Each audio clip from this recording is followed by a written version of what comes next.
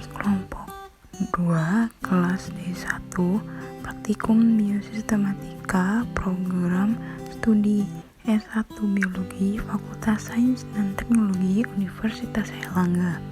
Pada kali ini kami akan membahas mengenai analisis genetik dan filogeni tumbuhan. Tujuan dari pembuatan video ini adalah untuk memenuhi salah satu tugas praktikum biosistematika. Yuk teman-teman, kita simak videonya bareng-bareng. Berikut nama anggota kelompok kami. Yang pertama, Umi Amaliatus Solihah dengan nikmah lahir 018, kemudian Siti Fatimah Zahro dengan nikmah lahir 019, lalu Nabila Azhari Zainita dengan nikmah lahir 020, kemudian Riyadiza Amartia Nurika dengan nikmah lahir 021, dan yang terakhir Sherly Indah Cahyani dengan nikmah lahir 022. Pada video kali ini kami akan menjelaskan mengenai penyusunan kladogram Wagner dan fenogram. Penyusunan kladogram ini bertujuan untuk mengetahui hubungan kekerabatan pada tumbuhan dengan metode Wagner, yaitu mengelompokkan berdasarkan karakter apomorfi. Dan pada video kali ini kami akan menyampaikan langkah-langkah dari menyusun tabel karakter, kemudian menyusun tabel transformasi, kemudian menyusun kladogram, menyusun deskripsi statistik, dan yang terakhir menyusun fenogram. Berikut spesimen yang digunakan yaitu Volvox, kemudian Hepatizophyta, kemudian Bryophyta, kemudian Adiantum sp, lalu ada Pinus sp, selanjutnya ada Gnetum gnemon, kemudian Amaranthus sp, kemudian Salsalpinia pulcherrima, kemudian C. bapetandra, lalu ada Canna sp, dan yang terakhir Zeamyce. Berikutnya ini kita menyusun tabel karakteristik, dan pada tabel karakteristik ini terdapat 24 karakter yang akan diamati. Karakter yang plesiomorfi diberi nilai 0, dan apabila semakin tinggi nilainya maka karakter tersebut semakin apomorfi atau modern.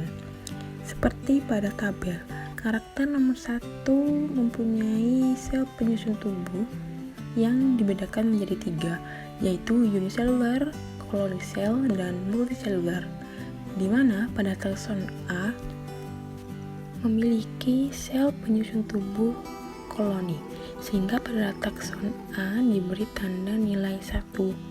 Sedangkan takson B hingga K memiliki sel penyusun tubuh yang multiselular, sehingga diberi tanda pada nilai 2. Dari perbedaan karakter ini dapat dilihat bahwa takson A lebih plesiomorfi jika dibanding dengan takson B hingga takson K. Untuk selanjutnya, pengerjaannya sama seperti yang dicantumkan di tabel pada video. Kemudian berlanjut dengan tabel peringkat apomorfi yang dihitung berdasarkan tabel karakteristik. Tabel ini berfungsi dalam pembuatan kladogram, yang mana jumlah akhir dari tiap karakternya yang terdekat nanti akan dijadikan patokan dalam pembuatan cabang kladogram. Seperti pada spesimen nomor 1 yaitu Volvox yang memiliki nilai 1 pada karakter nomor 1, nilai 0 pada karakter nomor 2, nilai 0 pada karakter nomor 3, dan seterusnya sampai karakter nomor 24 dengan jumlah hasilnya yaitu 5. Setelah semua spesimen dituliskan nilai berdasarkan tiap karakter, kemudian kita mencari nilai M dan N. Nilai M merupakan karakter yang paling apomorfi. Jadi seperti pada karakter nomor 1, nilai yang paling apomorfi yaitu 2. Lalu pada karakter nomor 2, nilai karakter yang paling apomorfi yaitu 1. Begitupun seterusnya sampai karakter nomor 24. Setelah itu bisa dijumlah berapa total nilai karakter yang paling apomorfi. Berikutnya mencari N yang merupakan jumlah karakter yang frekuensi kemunculannya paling sedikit. Seperti pada karakter 1, yang paling sedikit muncul adalah nilai 1, maka jumlahnya yaitu 1.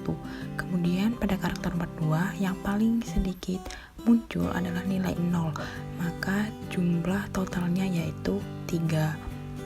Lalu pada karakter nomor 3, yang paling sedikit kemunculannya adalah nilai 0, maka totalnya dari nilai 0 tersebut adalah 3. Kemudian dicari sampai karakter ke-24, setelah itu dihitung jumlah N-nya. Untuk S-nya dapat diketahui nanti setelah kladogramnya sudah selesai dikerjakan. Nah, setelah praktikan menyusun tabel peringkat apomorfi, setelah itu dilanjutkan dengan penyusunan diagram dengan menggunakan metode kladistik yang disebut dengan kladogram. Metode kladistik merupakan metode umum yang digunakan untuk mengklasifikasikan organisme berdasarkan rangkaian sejarah perkembangan atau rangkaian proses evolusi dari suatu takson. Tujuan dari penyusunan kladogram ini bertujuan untuk mengetahui apakah suatu karakter yang telah dikaji tersebut bersifat plesiomorfi, apomorfi, atau homoplasi. Di mana karakter yang bersifat plesiomorfi merupakan karakter yang dimiliki oleh tetua dan tidak berubah pada anggota keturunannya. Dan karakter yang bersifat apomorfi merupakan karakter yang dimiliki oleh tetua yang telah mengalami perubahan pada anggota keturunannya.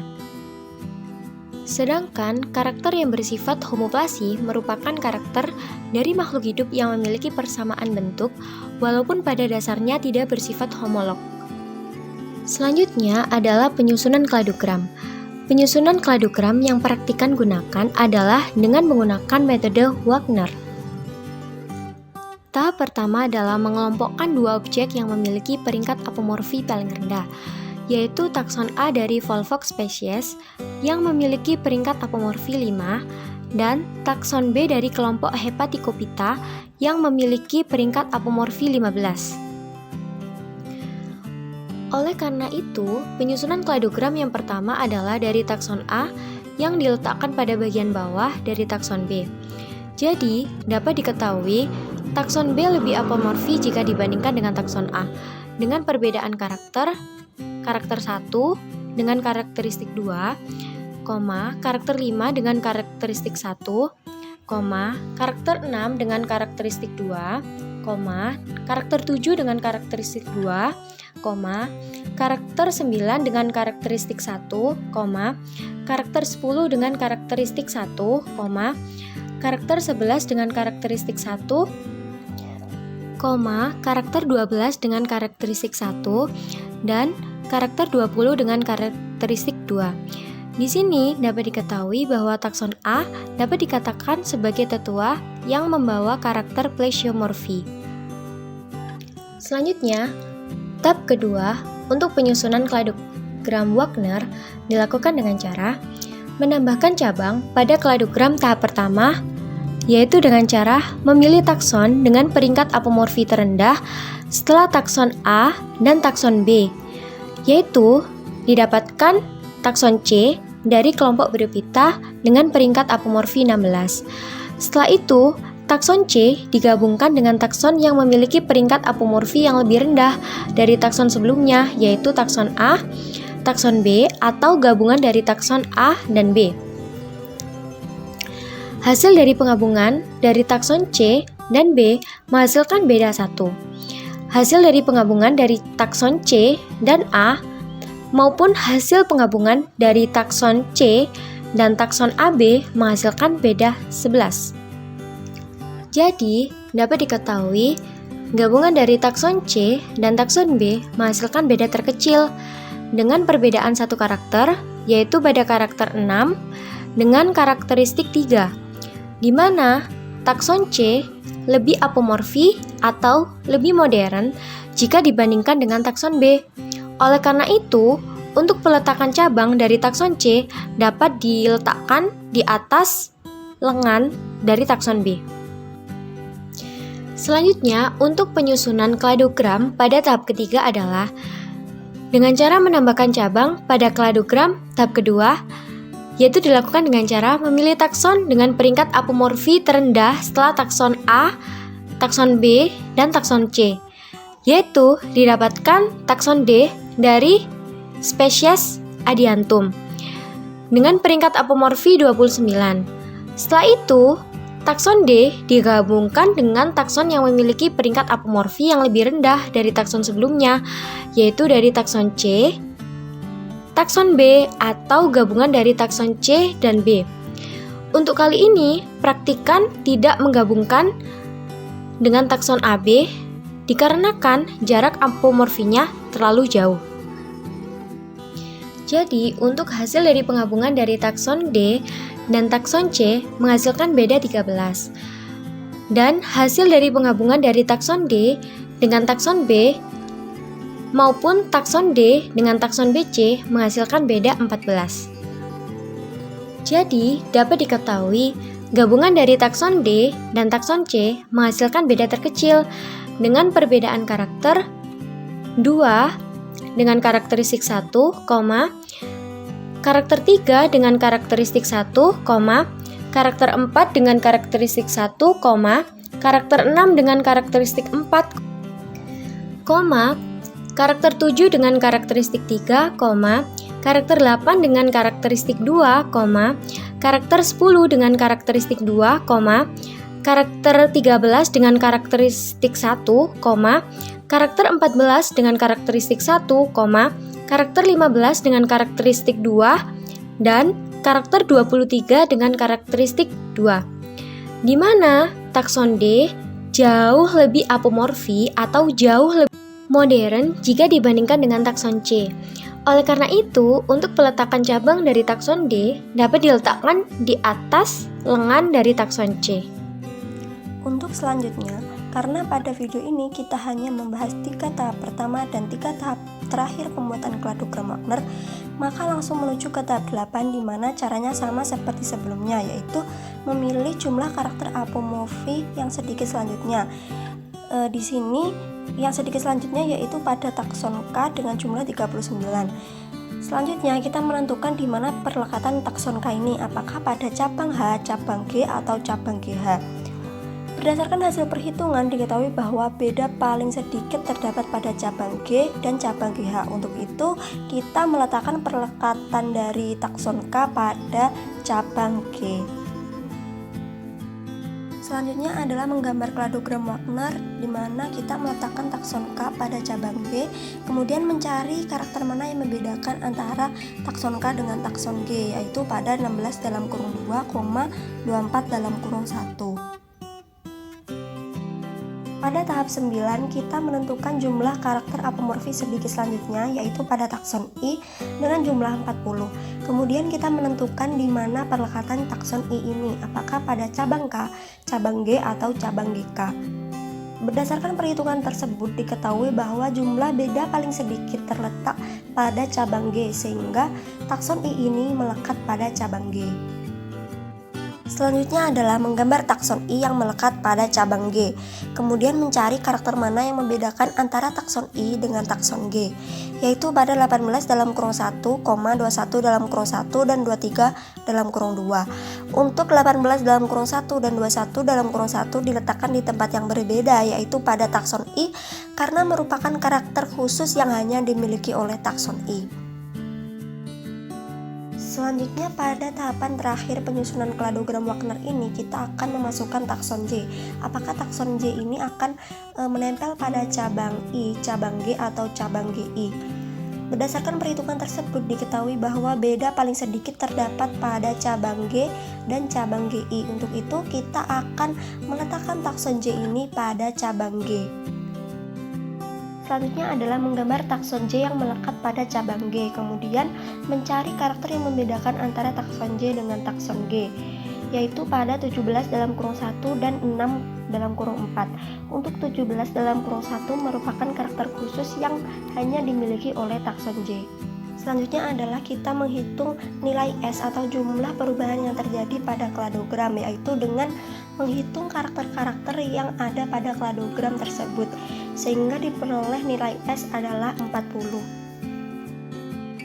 Selanjutnya adalah menentukan nilai CI dan RI. Untuk menentukannya, maka kita harus mengetahui M, N, dan S. M adalah jumlah total banyaknya perubahan yang diharapkan dari data. N adalah jumlah maksimum perubahan pada pohon kladogram, dan S adalah banyaknya perubahan yang ada di struktur kladogram. Untuk menghitung nilai CI atau konsistensi indeks digunakan rumus CI sama dengan M per S sama dengan 44 per 40 sama dengan 1,1 atau mendekati 1. Kesimpulannya, tingkat homoplasi kladogram yang rendah karena nilai CI-nya mendekati angka sama dengan 1. Kemudian untuk menghitung nilai RI atau retention index menggunakan rumus RI sama dengan N min S per N min M sama dengan 45 min 40 per 45 min 44 sama dengan 5 per 1 sehingga diperoleh nilai RI sama dengan 5. Setelah pembuatan kladogram dengan metode Wagner dan juga setelah perhitungan CI dan RI, sekarang adalah pembuatan fenogram.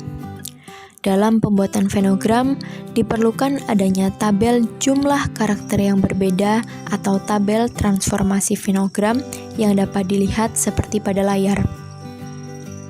Tabel jumlah karakter yang berbeda atau tabel transformasi fenogram ini dihitung berdasarkan jumlah perbedaan karakter yang ada pada tabel besar karakteristik yang sudah dihitung sampai dengan takson terakhir J dan K. Seperti yang terlihat pada tabel, yakni beda karakter antara takson A dan takson B adalah 9. Beda karakter antara takson A dengan takson C adalah 9. Antara takson A dengan D adalah 17. Antara takson A dan E adalah 18. Dan seterusnya hingga beda karakter antara takson J dan K adalah 2. Tabel jumlah karakter yang berbeda atau tabel transformasi fenogram ini sangat penting untuk tahap selanjutnya dalam penyusunan fenogram. Setelah pembuatan tabel jumlah karakter yang berbeda, selanjutnya yakni menghitung jarak atau mentransformasikan tabel menjadi jarak. Nilai jarak adalah sama dengan nilai perbedaan jumlah karakter seperti pada tabel. Sebagai contoh, jarak antara takson A dan B adalah 9, A dan C adalah 9, A dan D adalah 17, A dan E adalah 18, dan seterusnya hingga J dan K adalah 2. Tahap 1 pembuatan fenogram. Dalam tahap 1 ini, kita akan menghubungkan dua takson dengan beda terkecil. Didapat beda terkecil pada tabel transformasi dengan jarak adalah takson B ke C, jaraknya adalah 1, takson E ke F, jaraknya adalah 2, takson H ke I dengan jarak 1, dan takson J ke K dengan jarak 2. Kemudian berlanjut dengan perhitungan jarak masing-masing titik ke pangkal dengan membagi masing-masingnya dengan 2. Didapatkan jarak antara BC ke pangkal yakni 0,5, didapat dari 1 dibagi 2 yakni 0,5. Jarak EF ke pangkal adalah 1, didapat dari jarak 2 dibagi dengan 2 yakni adalah 1. Jarak HI ke pangkal yakni 0,5, didapat dari jarak 1 dibagi 2 yakni 0,5, dan jarak JK ke pangkal adalah 1, didapat dari jarak 2 dibagi dengan 2 yakni 1. Sehingga fenogram pada tahap 1 akan nampak seperti pada layar. Selanjutnya adalah tahap 2 pembuatan fenogram. Langkah pertama yang dilakukan pada tahap 2 pembuatan fenogram ini yakni dengan mencari rerata jarak yang menyusun antara dua titik yang dapat dihubungkan, yakni antara titik A ke BC dengan nilai rata jarak 9 dan G ke HI dengan rata 1,5. Setelah didapatkan rata-rata, kita kemudian berlanjut menuju perhitungan jarak antara masing-masing titik menuju pangkal. Untuk jarak titik A atau BC ke pangkal dilakukan dengan membagi rata jarak dengan 2, yakni 9 dibagi 2 adalah 4,5. Begitupun untuk titik G ke HI. Jarak titik G atau HI ke pangkal didapatkan dengan membagi raratanya dengan 2, yakni 1,5 dibagi 2 adalah 0,75. Jadi jarak titik G atau HI ke pangkal yakni 0,75. Setelah perhitungan, maka didapatkan venogram seperti pada layar, yakni penggabungan antara titik G ke HI dengan jarak 0,75 dan titik A ke BC dengan jarak 4,5. Berlanjut pada tahap 3. Pada tahap 3 dicari jarak titik GHI ke titik CK dengan mencari rata dari jarak-jarak yang menyusun kedua titik tersebut. Didapatkan hasil rata jaraknya adalah 5,3. Untuk menggambarnya pada venogram, dicari jarak titik GHI atau CK ke pangkal dengan membagi 2 jarak di antara titik GHI dan CK. Jarak titik GHI atau CK ke pangkal adalah 2,7. Venogram yang tersusun sampai tahap 3 akan terlihat sebagai berikut. Tahap 4. Langkah pertama pada tahap 4 adalah mencari jarak antara titik EF dengan titik GHI CKL dengan mencari rata dari jarak yang menyusun kedua titik tersebut. Didapatkan hasil rata jaraknya adalah 5,8. Langkah selanjutnya adalah mencari jarak titik EF atau GHI CK ke pangkal dengan membagi 2 jarak di antara titik EF dan GHI CK. Jarak titik EF atau GHI CK ke pangkal adalah 2,9. Venogram yang tersusun sampai tahap 4 akan terlihat sebagai berikut. Tahap 5. Langkah pertama pada tahap 5 adalah mencari jarak antara titik D dengan titik EFG HI CK dengan mencari rata dari jarak-jarak yang menyusun kedua titik tersebut. Didapatkan hasil ratanya adalah 9,3. Langkah selanjutnya adalah mencari jarak titik D atau EFG HI CK ke pangkal dengan membagi 2 jarak di antara titik D dan EFG HI CK. Jarak titik D atau EFG HI CK ke pangkal adalah 4,6. Venogram yang tersusun sampai tahap 5 akan terlihat sebagai berikut. Tahap 6. Langkah pertama pada tahap 6 adalah mencari jarak antara titik ABC dengan titik DEF GHI CK dengan mencari rata dari jarak-jarak yang menyusun kedua titik tersebut. Didapatkan hasil ratanya adalah 18,25. Langkah selanjutnya adalah mencari jarak titik ABC atau DEF GHI CK ke pangkal dengan membagi 2 jarak di antara titik ABC dan DEF GHI CK. Jarak titik ABC atau DEF GHI CK ke pangkal adalah 9,1. Venogram yang tersusun lengkap sampai tahap 6 akan terlihat sebagai berikut. Begitulah tahapan-tahapan penyusunan kladogram metode Wagner dan venogram Plante. Semoga bermanfaat. Thanks for watching.